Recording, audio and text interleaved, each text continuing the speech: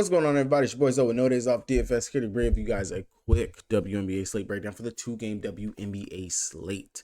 If you guys are new here, make sure you guys drop a like on the video and subscribe to the channel so you guys don't miss any content your boy drops over here. Yeah, I had originally a longer video than this, which you guys know your boy likes to rant, but something happened and I'm gonna give you guys the short version, non-ranting. I covered over everything for the 6-game slate. Talked about that. Maybe I'll go live and be able to give my spiel on that. The whole thing about Caitlin Clark and the Caitlin Clark clan and all that other stuff. It was a lot. It was a lot. It was a lot. I did have some stuff to get off my chest with that. But if anyone would ever like to hear my thoughts, talk to me down in the comment section. I will leave you guys with this though. Somebody please tell me, who do you feel is the face of the league currently right now? And whoever you pick, give me a good solid foundation and reason, and do not give me no bullshit about what they've done in the past. Don't give me no crap in regards to their skin color, they're black, they're white, what the hurdles or whatever bullshit narrative that you want to come and cling onto their name in regards to stuff. Give me like some good solid ground proof in regards to why you believe that this player is the face of the league. And maybe tomorrow on a live, I will be able to go in regards to the whole thing about the fever and the whole fight night bullshit that they had in that, and everything and whatnot. Last thing on that though, the refs, please, please, please, please, do a better fucking job of actually officiating a goddamn game. I get it. The league is physical. It is very physical. These women are physical when it comes down to it. They were physical in college, but it's a completely different physicality inside of the WNBA.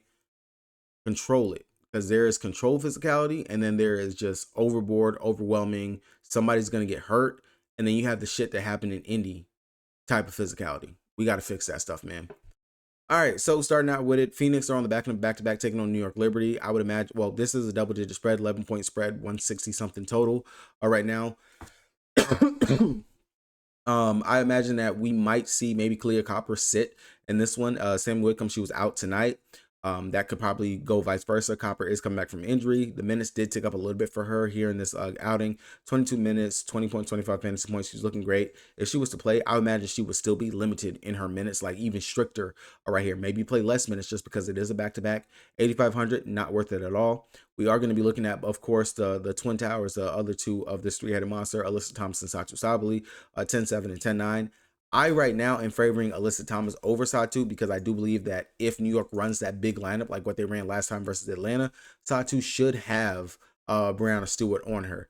Not saying she's a full fade, but I would just say find the 200 more to get up to Alyssa Thomas, who we know has triple-double upside, who we know going up against a former girl in JJ could go out there and have a baller of a day going up against her. And I mean, if we want a little bit further proof in regards to it, Alyssa Thomas going up against New York Liberty, she's had some decent games versus them. Again, that was not playing with someone like Satu Sabally and things of that nature, and that was including while JJ has been over there. Outside of that, Westbeld, yeah, the matchup going up against JJ, I'm not too inclined and interested. I will say that healed. If Copper is going to be out, I imagine that her minutes, they should still be pretty solid. She's been playing pretty well. A decent mid-tier option at 6,700 that you could possibly get to, I wouldn't mind. If Sammy and Clea Copper are going to be out, then we are going to have to look towards LaCasa, look towards Monique as potential plays. I would favor LaCasa over Monique. Monique is another player that, for whatever reason, is capped around 20 to 22-ish minutes is what she plays, and she's a poor fantasy point per minute player, but if she's going to be playing, it's definitely something that we would have to take a look at. Natasha Mack is another player that's coming back from injury, but the minutes are ticking up, and also her price did go up to 5,300. But if she was to go out there and you're telling me she's going to play 20 to 25 minutes, I have some interest. A really great fantasy point per minute producer at 5,300, you could do 10 times worse. If Mack is going to be out, then we're going to see Kalani Brown more than likely. Well, not even more likely. Kalani Brown will be out there playing some backup big minutes and stuff like that. So that would be someone that you can take a look at. Luckily, this is the first game, so we will have the notes and know who's going to be in and out. On the flip side of things, Sabrina Ionescu has been amazing over her last several games. Like, just look at it. 56, 45, 47, 34, 34 fantasy points. Just amazing what she's been doing. And I think that consistency can go ahead and continue right here in this spot versus the Phoenix Mercury, considering that they do give up a ton of fantasy points to opposing guards. Now, with that being said, if there was ever a game for a cheap Natasha Cloud, who will probably be sub 15% owned, to go out here and have a good day versus her former team who did just trade her to New York, this would be it. 2 of 7 from the field, 5 assists in that game, 7 points, a steal, 1 rebound. She has 17.25 fantasy points. I'm not asking for a 40-point outing. I'm simply asking for about a 28 to 30 fantasy point outing. And I think she can definitely do that for us, especially at 7,400. While people are looking at some of the other studs or other options, I think that's a nice pivot and a nice option that you can get to on today's slate. That I really do like the upside. Stewie, JJ, both of them decent spots right here for either one. Stewie's been actually consistent this season, and I do like the upside for 38, 37, 37, 45 fantasy points. Not bad at all. I don't mind going there to her, but I will say Jonquel Jones, first game back, put up over a fantasy point per minute while she was out there, and we have seen that the Phoenix Mercury have given it up to opposing bigs. That's going to be JJ out here. Again, we just saw freaking Olivia Nelson-Adota and Anisha Morrow go out there, both of them balling. If Jonquel Jones, first game back, 4 of 8 from the field, 2 of 4 from 3, we know she's going to stretch the floor, shoot those threes. She has the block upside, she has the steal upside, and we know she can rebound. I like the upside for Jonquel Jones, and that would be one that I wouldn't mind playing here today over here. Don't mind a little miniature stack of Jonquel Jones and Natasha Cloud, taking that from over here. And then maybe running it back with like a list. There's value on the slate where you can run like an Alyssa Thomas if you're gonna fade paying up for Caitlin Clark on today's slate.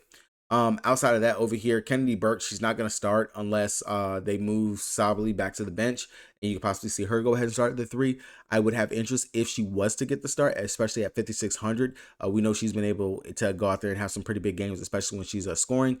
And then Baby Sabally at 7K, it's interesting, but I do think there's another forward around that price tag that you can play instead of going over there to her on today's slate. Going on over to the Caitlin Clark clan, and man, oh man, boy, oh boy, I'm telling y'all, boy, I went on a rant. I'm gonna give you guys a little snippet and preview. I went into a Caitlin Clark clan spaces last night and was just listening to just see what they were saying and talking about with all the shenanigans that happened. And I'm not gonna call the fans delusional. I will say, and I note that I understand most of them have not watched the WNBA until Caitlin Clark joined last year. So they are definitely watching the league through Caitlin Clark glasses. They truly are. And it shows. It completely, definitely shows. Some of the statements and comments that I heard were just crazy. And crazy from a fan point of mine, from someone who's watched the league for the last several years, who has watched Diana Taurasi go out there and have amazing games in her like decline of her prime, who watched Sue Bird, who was a point guard, and I still don't understand how Chelsea Gray has that title, but Sue Bird out there do some of the amazing things that she's done out there. Maya Moore, freaking Sylvia Fowles, and she still could have played a couple more years before she retired. Candace Parker in her prime and stuff like that. Like just listing off some of the top names, like in my Rolodex, the top names to me that have played over the last couple seasons. Elena Delle Donne, I almost forgot about Elena Delle Donne before the back surgeries. Like some of those names right there, the stuff that I was hearing in that right there, it just completely seems like it shits on what any of those players did, any of them accomplished, everything, and just it was honestly just revolting. But that's my little tangent on that. If you guys got a different opinion, talk to me down in the comment section. I gotta really understand, is it just because Caitlin Clark came in with the following because of the social media presence and day and age that we live in now versus what some of these other players came into the WNBA with, is what makes it so Caitlin Clark glasses and everything that is centered around her is so big?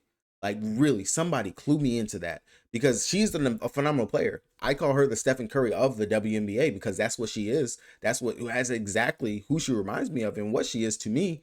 But we got to tone it down just a little bit. Like the disrespect to a lot of the other players to put her up on the pedestal, it's too much, man. Y'all go a little bit too far. And not even a little bit. I saw a post that was talking about freaking the R word. I can't say it because it'll fuck my video, but the R word to Mabry, the R word to freaking JC Sheldon.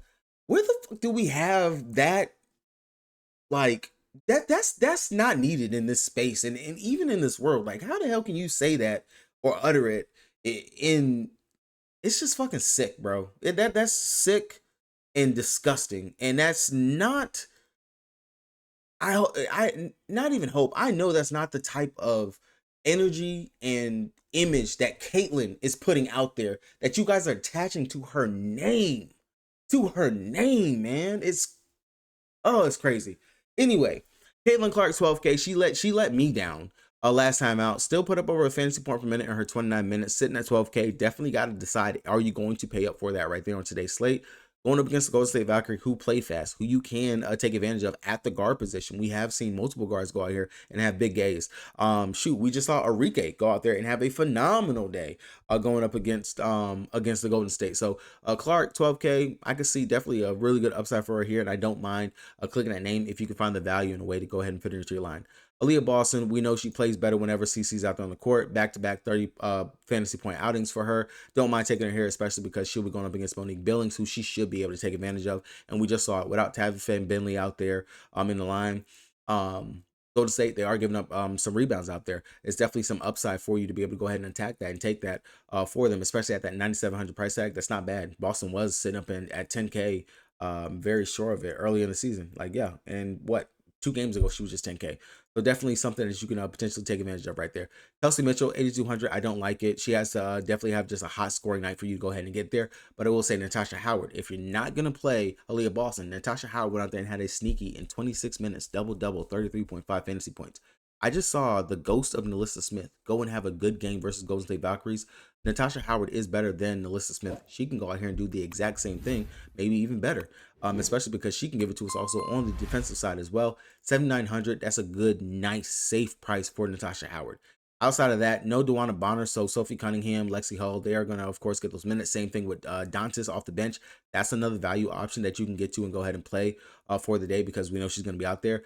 I will say Sophie at 5,700, I really don't have too much interest, but if you think she's going to be juiced up, amped up after what she just did, and proud in regards to slamming another player on the ground to go ahead and be the enforcer that's going to be out there, by all means, go ahead and play her, but I really don't see myself going there. Lexi Hull, I know she's going to start. She's going to play at least about 30 minutes, especially if the game's close, so I don't mind going to Lexi if I land there, but I would much rather get up to Natasha Howard. Flip side of things, Kayla Thornton, like the Golden State Valkyrie prices have skyrocketed. Kayla Thornton is 9,200, bro. Like she was just 8-1. Now she's 9,200 after having a dud game. What the fuck? What? I don't see myself paying that much for Kayla Thornton. If I was to play a big, it would definitely have to come back down here to Monique Billings, who even she got a jump in her price, jumping up to 7,500. I'm not too proud to even consider playing either one of those guys. I would much rather come down here to Stephanie Talbot, who should still be starting over here for them. 4,800, I would take that. She's kind of in that Rebecca Allen position where she can go out here and give us a big game. She's going to give us a big game eventually, especially if they're going to continue to give her those starts. She shot poorly from the field, 0-3 last time. She gets those shots to fall, especially because Golden State does play 10 times better at home than they do on the road. I do like her as the value option to go ahead and get to. Same thing for coming out here to Amir, who we did see play quite a role over there. They love her. They love what she gives over there for it. And she put up over a fantasy point per minute. Well, put up a fantasy point per minute, 14.6 rebounds to assist. I like her as a decent option off the bench because I do know her minutes are secure in the upwards 15 and up range that I look to for plays off the bench. Outside of that, Tiffany Hayes, she has to have a good scoring night, 7,100. I'd rather just either play Billings or find something to go ahead and get over to Natasha Howard or something like that if I want to. But I like this spot for Little Letty. Little Letty Light. I think that this could be a good spot where she can go out there and maybe get into a little shootout with Caitlin Clark. We know that she likes to take some crazy behind threes and things like that as well. She's fast, she's twitchy, she's out there, she's starting. So definitely the upside is going to be there for her. She should be playing out there for about 30 minutes, and they are going to need her scoring in order to stay in this game. So I do like the upside. All right, guys, that's going to do it for me on this one. Went over really what I'm liking for today. If you guys are looking for my full player pool, core, and all that good stuff, check the link down in the description below for the Patreon. You get that over there on the Pat or the YouTube membership tab. It'll be up on either one of those places for you guys to go ahead and check that out. Probably since I recorded this one the day before, I will more than likely do a prop stream or something like that where I just go over the props, go over just picking out stuff, talk to you guys in the comment section, and maybe give my soapbox rant on the Caitlin Clark thing. Good luck to everybody playing on the slate. Hopefully today will be a much better slate than what we just had for the bullshit shenanigans of that 6-game slate. Happy Juneteenth to everybody if you do celebrate it. If you don't, I mean, hey, you don't. But if you do, hey, happy Juneteenth. Peace.